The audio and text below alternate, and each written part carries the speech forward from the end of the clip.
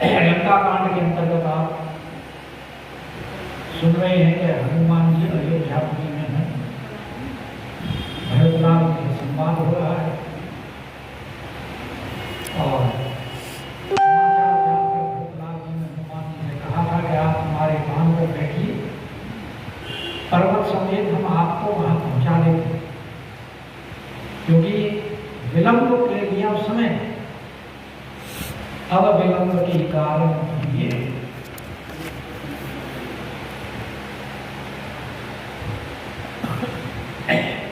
तो हनुमान जी पृथ्वी के चरणों में वंदना करते हैं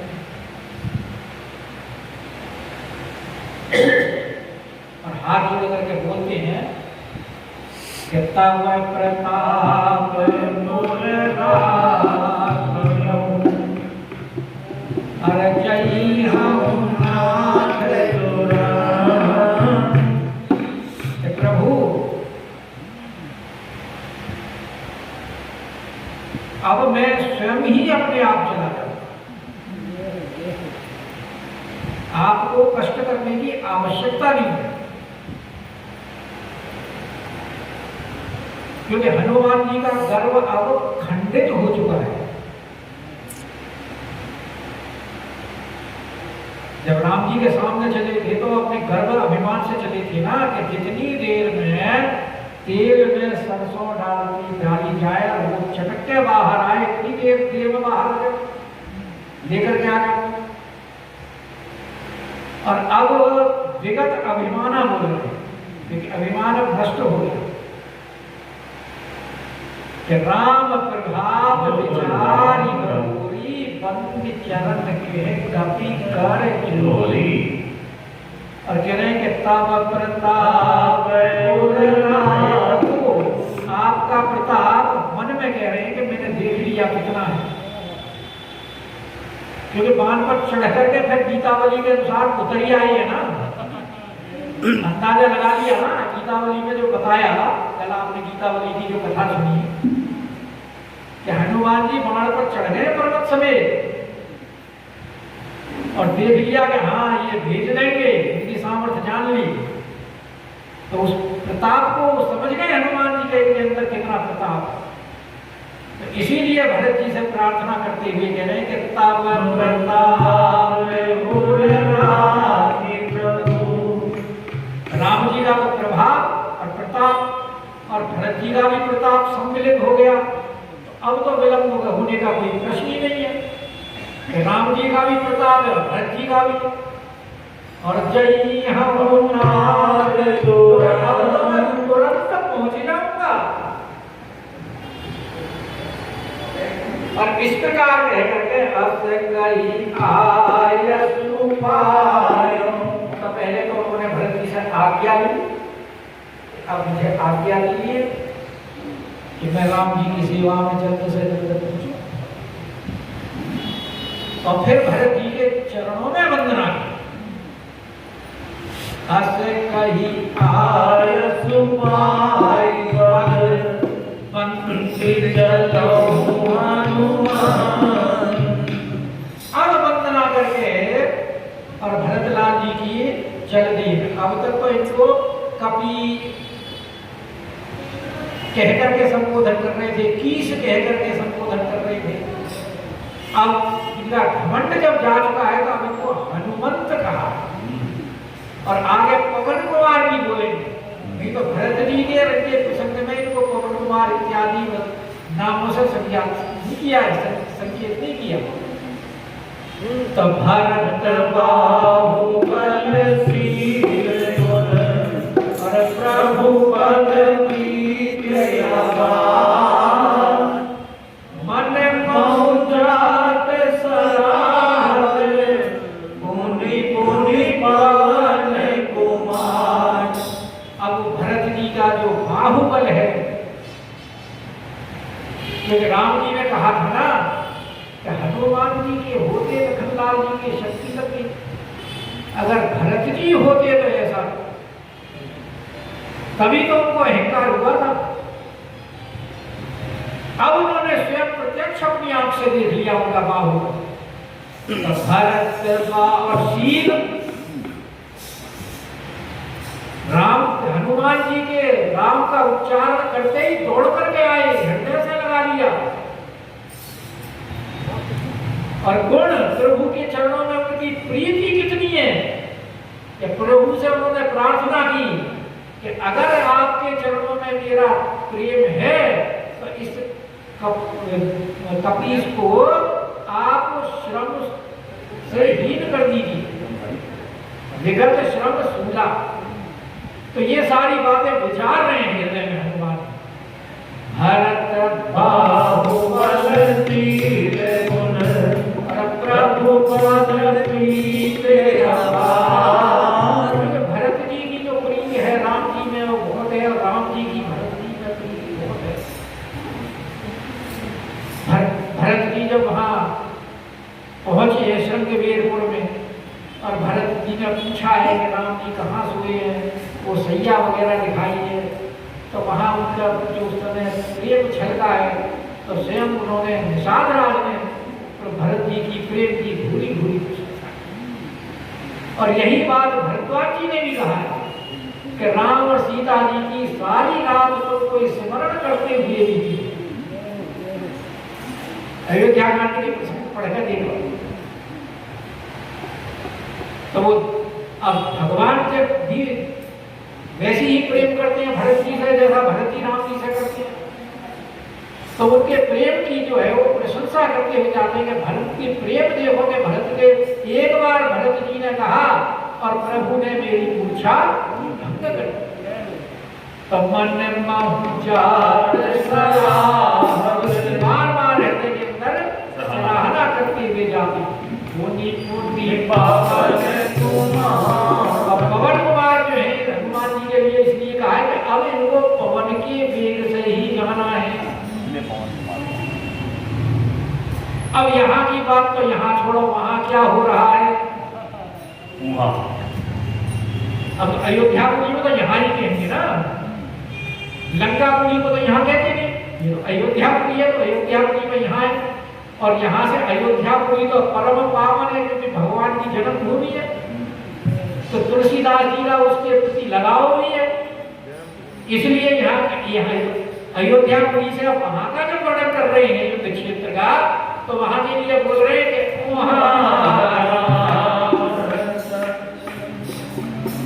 हरे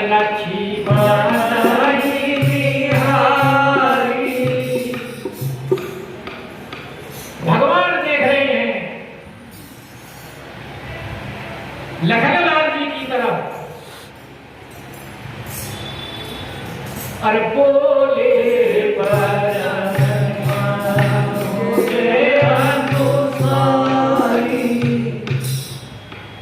और लखनलाल जी की तरफ देखते हुए अब भगवान की नरलीला प्रारंभ होती है। इसलिए जो ये विलाप आगे जो दिखाया जाएगा भगवान का, जिस विलाप को देख करके और सती जी को मोह उत्पन्न हो गया था, तो इसलिए गोस्वामी जी ने पहले ही संकेत कर दिया है कि बोले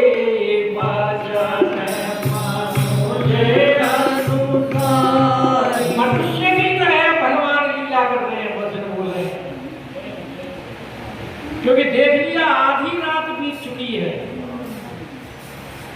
और हनुमान जी का अब तक कोई अता पता नहीं है। जो ये कह रहे थे कि सोने का दाना चटकते ही मैं आ जाऊंगा, और अभी तक पहुंचे नहीं है कि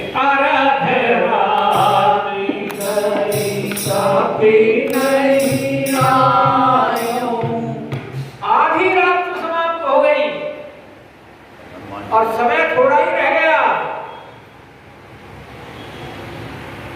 और अभी तक हनुमान जी आए नहीं है।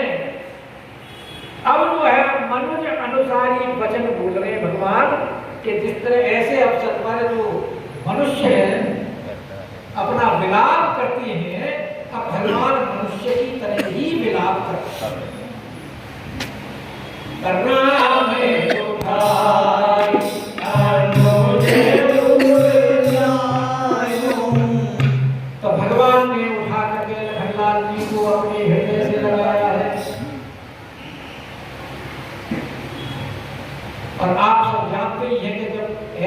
दुखद परिस्थिति उपस्थित होती है तो उसमें धैर्य नहीं रहता और उस अवस्था में पता नहीं क्या क्या होता है। एक हृदय से लगाना तो एक आम बात, पछाड़ खाते हुए देखा होगा, छाती पीटते हुए देखा होगा, विलाप करते हुए, तो वही अब सारे विलाप राम जी भी अब कर रहे हैं। राम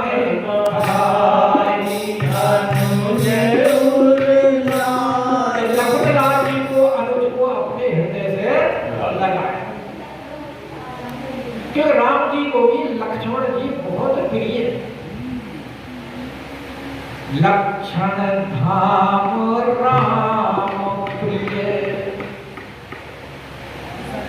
सकल जगत आधार, गुरु वशिष्ठ के ही नाथा, लक्ष्मण नाम अवतार। भगवान राम के प्रिय हैं, तो अपने प्रिय को हृदय से लगा रहे हैं। राम उठाई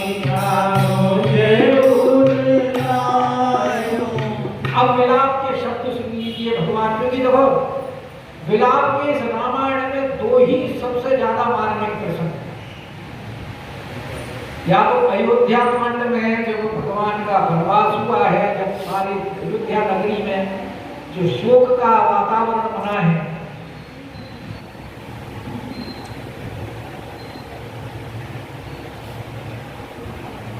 तो वहां वो किए गई को सारे नगरवासी जब वहां गाली देते हैं,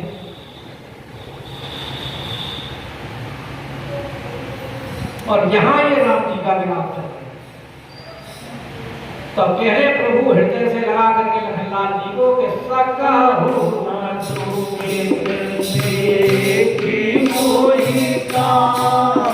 अरे भाई तुम मुझे कभी दुखी नहीं देख सकते।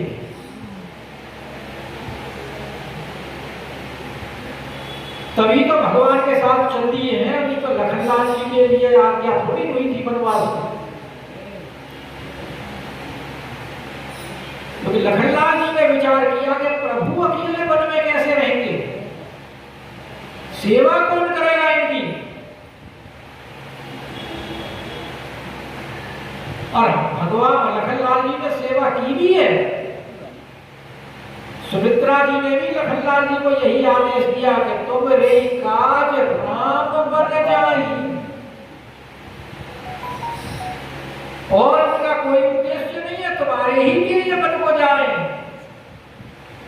और इसीलिए इनकी वन में ऐसी सेवा करती है जो इनको किसी प्रकार का कोई कष्ट ना हो।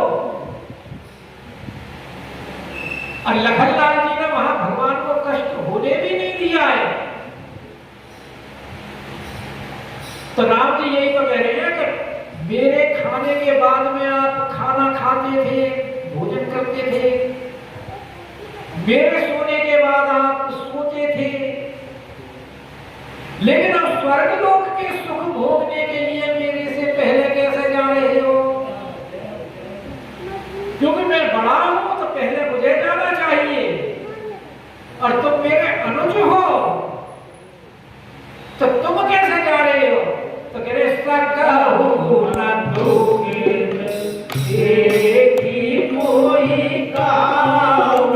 आपने आचरणों से आपने आज तक मुझे कभी दुखी नहीं होने दिया। क्यों?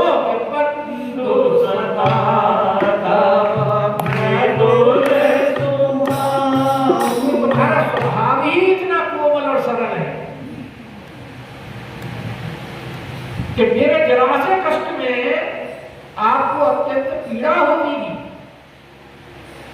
जब भगवान वियोग में घूम रहे हैं तो भगवान को तसल्ली कौन देता था? लखनलाल ही उनको धैर्य धारण कराया करते थे सीता हरण के बाद।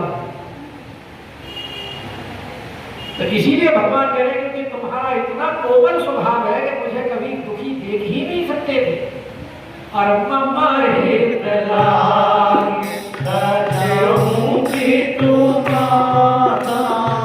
मेरी सेवा तुमने अपने माता पिता सबका त्याग कर दिया। गुरु भी तुम्हारू न जानू काहू, कहूँ सुभाय नाथ सती भाऊ। मोरे तुम एक स्वामी, दीन बंधु और अंतर्यामी। मोरे सभई एक तुम स्वामी, दीन बंधु। तो जो मेरे लिए यही तो कहा था लखनलाल जी ने, जो आप मुझे स्वामी हैं, मैं सेवक हूँ, कुछ कह तो सकता नहीं, लेकिन मेरे सब कुछ आप ही हैं, यहाँ मेरा आपके अलावा और कुछ नहीं है। तो यही बात राम जी कह रहे हैं कि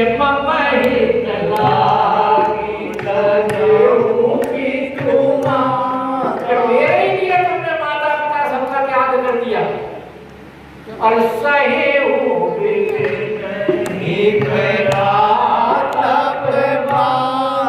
और मेरे ही लिए तुम यहाँ वन में आकर के वर्षा ऋतु के कष्ट सह रहे हो और गर्मी के कष्ट सह रहे हो और सर्दी के कष्ट सह रहे हो। मेरे को किसी प्रकार का कोई कष्ट ना हो, इसीलिए तुमने ये सब कुछ किया। लेकिन अब वो तुम्हारा प्रेम कहाँ चला गया?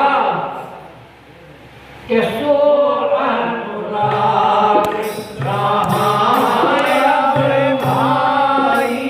भाई, जो जिस प्रेम से तुमने मेरी अब तक सेवा की है, वो प्रेम तुम्हारा अब कहाँ है? क्योंकि अब तुम क्यों नहीं बोल रहे हो? उठाओ न सोने तुम्हारे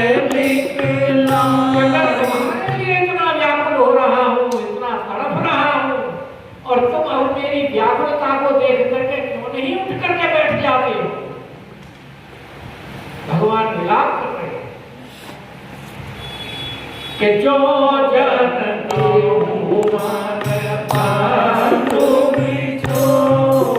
भगवान कह रहे हैं कि हे अनुज, अगर मैं जानता कि वन में आने के बाद में तुमसे मेरा बिछोह हो जाएगा, तो पिता वचन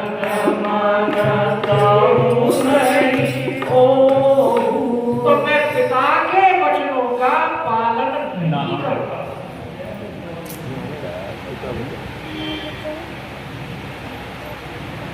भाई पिता ने तो बहुत प्रकार के वचन कहे थे। पहले तो वाल्मीकि के अनुसार में ये कहा था, पिता ने कहा था तुम मेरे वचनों को मत मानो और मुझे मार करके गद्दी पर बैठ जाओ, विरोध करो,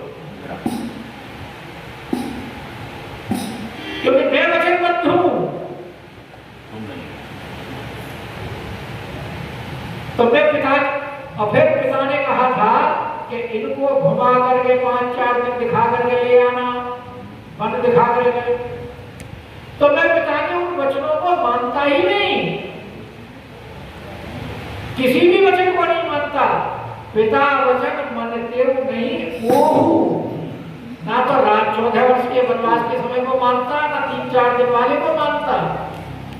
अगर मुझे ये पता होता कि तुम्हारे से बिछोह हो जाएगा, क्यों कि और संसार में सारी चीजें बार बार मिल जाती कि सुंदर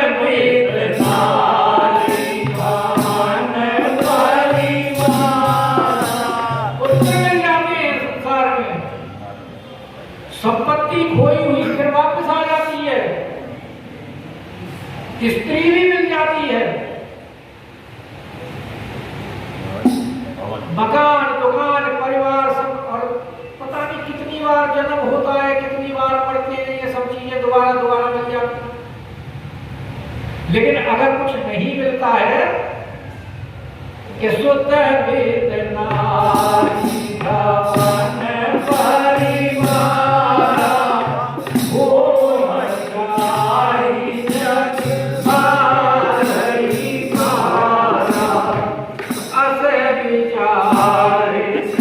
विचार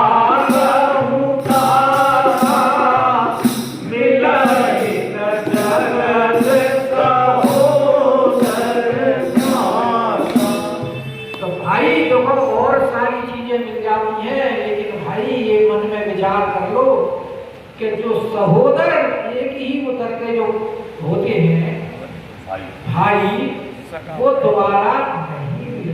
मिले ही न जगत सहोदर सगा भाई, सगा भाई एक ही पेट की सह उधर, मतलब एक ही गर्भ से जो एक ही मां की जाए, एक ही मां की जाए। तो सहोदर राम जी क्यों कह रहे हैं लखनलाल जी? क्योंकि इनकी तो माता थी, राम जी की माता कौन थी? कौशल्या। और लखनलाल जी की कौन है? सुमित्रा। और राम जी क्या कह रहे हैं?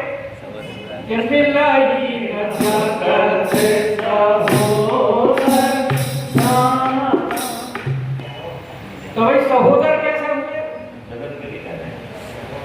अरे नहीं भाई, संसार में सहोदर भगाता नहीं मिलता, क्योंकि हवन कुंड से अग्नि देव ने जो पायस दी थी, सारे सहोदर है, सारे बैठे तो है, सबने खाली सारे सहोदर है तीनों माताओं ने। तो पायस में पहले आधा भाग कौशल्या को दिया,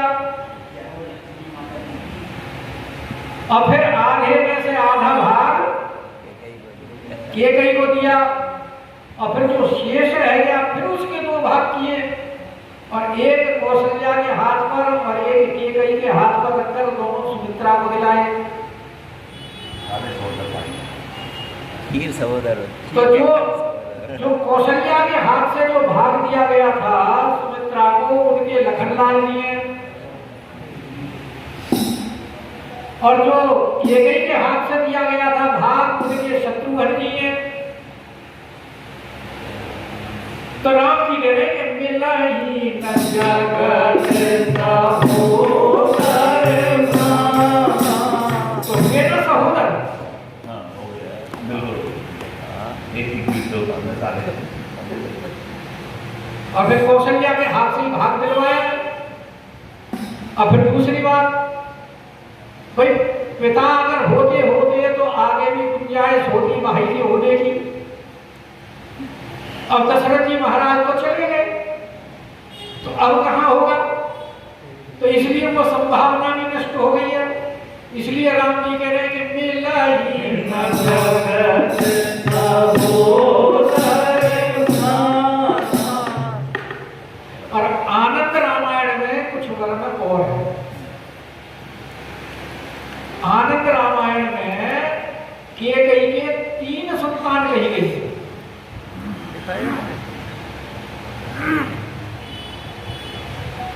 समझे? एक तो भरत जी, एक शत्रुघ्न जी, और एक शांता। हाँ बहन का भी नाम है, राम जी की बहन थी एक शांता। तो केकई के 3 संतान कही गई है, तो इनकी नहीं कही। तो राम जी जो है वो कौशल्या में हैं, और लखनलाल जी जो है सुमित्रा में हैं। उसका वर्णन आगे इसीलिए इनको लखनलाल जी को हमेशा सौमित्र कहा जाता है। शत्रुघ्न जी को कभी सौमित्र नहीं कहा गया, और ना कभी रामानुज कहा गया। रामानुज भी लखनलाल जी को ही कहा गया, और लखनलाल जी को ही क्योंकि जो सुमित्रा जी जो थी वो अपने आप को लखनलाल जी की ही माता मानती थी। वो इसलिए कि आपको उसने बताया था, क्योंकि वो मानती थी कि मेरा जो पुत्र है इसी की वजह से ही मैं पुत्रवती हूँ, क्योंकि ये राम जी की भक्ति में है।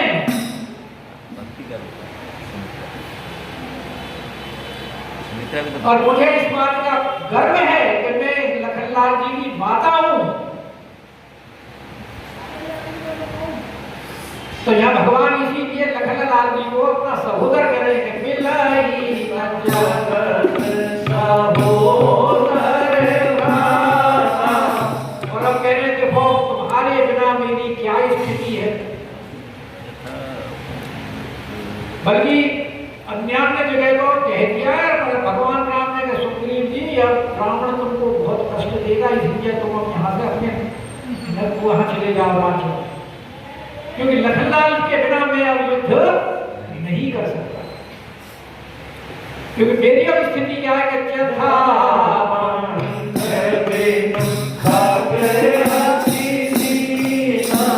जैसे पंख के बिना पक्षी दीन हो जाता है,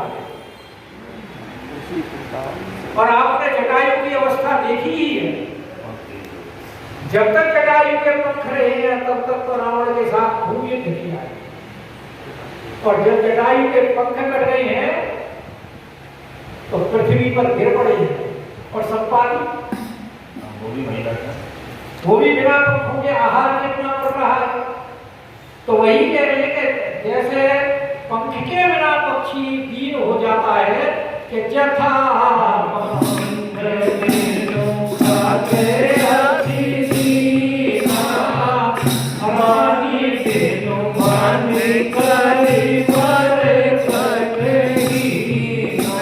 और सर्प की जब मणि खो जाती है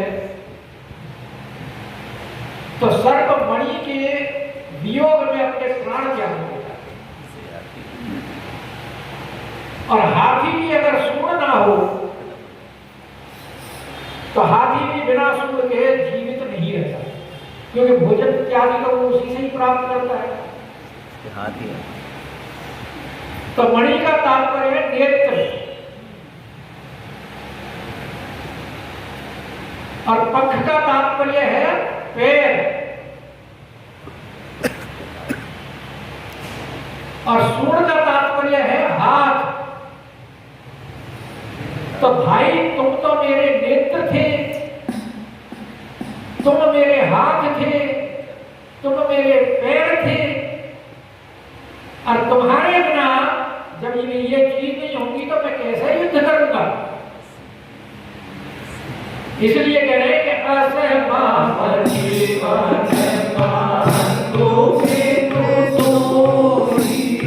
अरे जो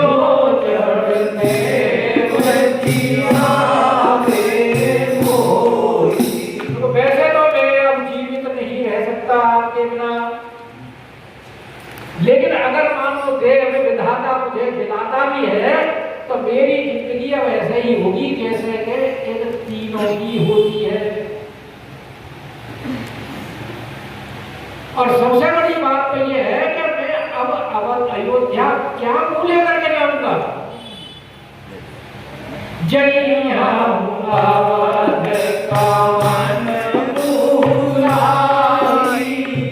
क्योंकि अगर मैं अयोध्या जाऊंगा तो सब ये कहेंगे कि स्त्री के पीछे अपने भाई को गवा करके और फिर भी तुम यहाँ आ गए।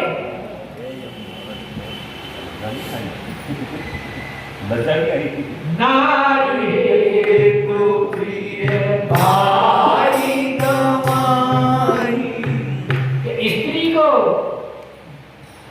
प्राप्त करने के लिए तुम्हें अपने भाई का बिछोड़ हुआ तुम्हारा, कहते बारुआ बरस सहता हूं जग माई, नारी हानि विशेष जति नारी। भाई तुम जीवित होते ना तो स्त्री की हानि कोई बड़ी हानि नहीं है, उसका तो मैं अपयश स्वीकार कर लेता, लेकिन तुम्हारे बिना मैं अब जीवन धारण नहीं कर सकता।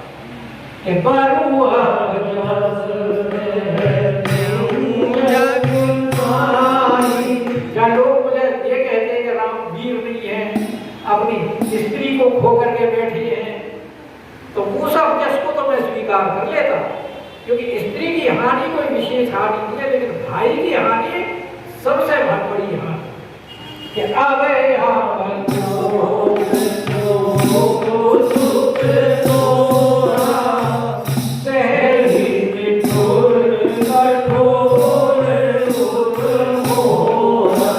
और अब तो तुम्हारे बिना मुझे स्त्री का भी अपयश सहना पड़ेगा, और तुम्हारा शोक भी मेरा ये कठोर हृदय सहन करेगा।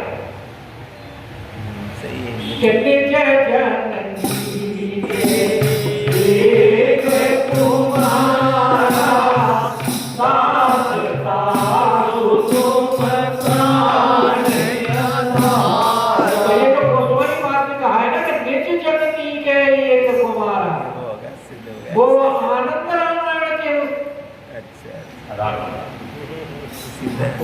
वो इनका सामंजस्य करते हुए सब रामायणों का, यहाँ एक कुमार की सुमित्रा जी के वहां एक ही पुत्र हुए हैं, बाकी के केकई की संतानें हैं। तो यहाँ जो कह रहे हैं कि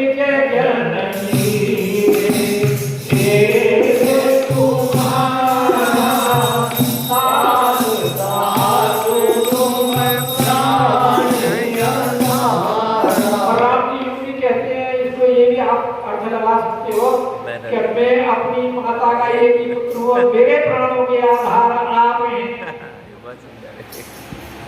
तात ताप तुम प्राण आधार, तो सो पेर कोई तो मारी गई पानी, सब विधि तो और तुम्हारी माता ने मुझे आपको सौंपा था। लेकिन रामायण में तो नहीं आया सुमित्रा जी ने सौंपा है। लेकिन वो कहा ना कि भाई तुम्हारे राम जी ही माता है, राम जी ही तो सीता जी, तो सीता जी माता है, राम जी पिता है। तात तुम्हार मात तेरी, पिता राम सब भान सके। तो वहां जो सुमित्रा जी ने जो ये शब्द किए हैं, तो उसका तात्पर्य यही है, जैसे विश्वामित्र जी को दशरथ जी ने कहा था कि अब ये ही आप ही इनके माता पिता हैं और ये आपके ही संरक्षण में हैं, तो उनको पिता का अधिकार दे दिया था। ऐसे ही राम जी को भी अधिकार दे दिया है सौंप करके। तो वो ये कह रहे हैं कि इसीलिए उन्होंने मेरे हाथ में जो तुम्हें सौंपा था कि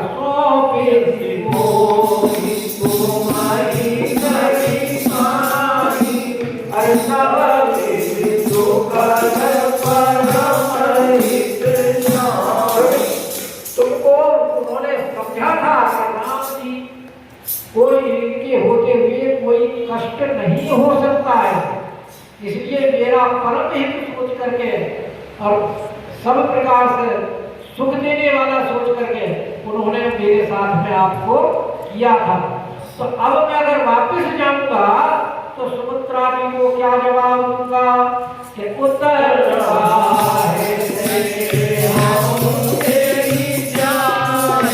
तो भाई कम से कम इतना तो मुझे बता दे तो उनको उत्तर क्या दूं कि उठी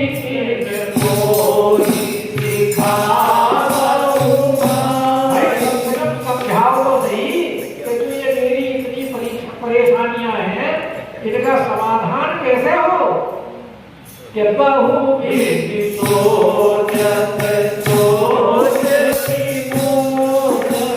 भगवान बार बार बहुत प्रकार से इस प्रकार का सोच कर रहे हैं। तो ये शंकर भगवान पार्वती से कह रहे हैं कि वो तो ये भगवान की लीला हो रही है, नहीं जो सारे संसार के शोक को दूर करने वाले हैं, जो शोक विमोचन है, वो तो कभी सोच में पड़ ही नहीं सकते। तो इसलिए तुम इसको सत्य मत समझना, क्योंकि एक बार तुम्हारे से गलती हो चुकी है। और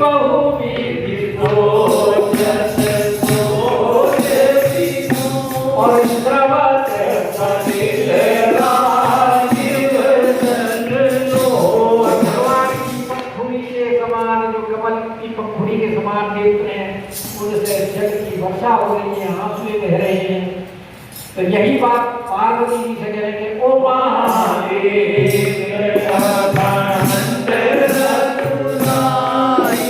भगवान तो एक ही है और वो भी अखंड। जब ये जितना भी संसार जो कुछ दिखाई दे रहा है वो सब भगवान ही तो है। वो ईशा वास्तव का जो मंत्र है कि ओम पूर्णमदः पूर्णमिदं पूर्णात् पूर्णमुदच्यते पूर्णस्य पूर्णमादाय पूर्णमेवावशिष्यते, कि जो कारण ब्रह्म है उसमें से ये कार्य ब्रह्म पूर्ण निकलता है, पूर्ण रहता है। पूर्णमद है, पूर्णतम, कारण ब्रह्म भी पूर्ण है और ये कार्य ब्रह्म भी पूर्ण है। पूर्णात् पूर्ण मुदच्यते, पूर्ण में से पूर्ण ही निकलता है। पूर्णस्य पूर्णमादाय पूर्णमेवा। और जब लीला संवरण होती है कल्प में, कल के अंत में, वो जो पूर्ण है कार्य ब्रह्म को उसमें लीन हो जाता है सब कुछ पूर्ण है। और फिर पूरा का पूरा रहता है। तो वो तो एक अखंड है। ओ एक अखंड माया का जो सारा जगत, जगत क्या जगत जो दिखाई देता है वो सब भगवान ही तो है। ईशावास्यम इदं सर्वम, तो ये सारा ईशावास्य ही तो है, इसलिए वो एक है। लेकिन ये ऐसा जो कर रहे हैं क्योंकि वरदान दे रखा है।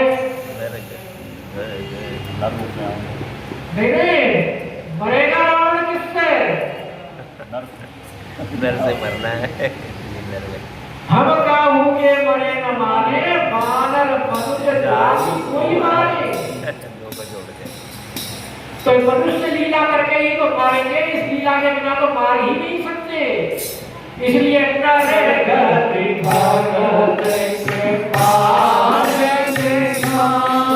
भगवान ये सब भक्तों के ऊपर कृपा करने के लिए नर लीला कर रहे हैं, क्योंकि इस नर लीला को ही भक्त इसका गायन करके, इसका चिंतन करके, इसका श्रवण करके और इस भवसागर से पार करेंगे।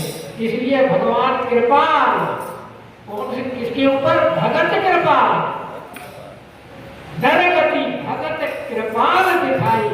भक्तों के ऊपर कृपा करने के लिए भगवान ये लीला दिखा रहे हैं। इसलिए गोस्वामी महाराज ने इस दोहे के प्रारंभ में भी यही बात कह दी थी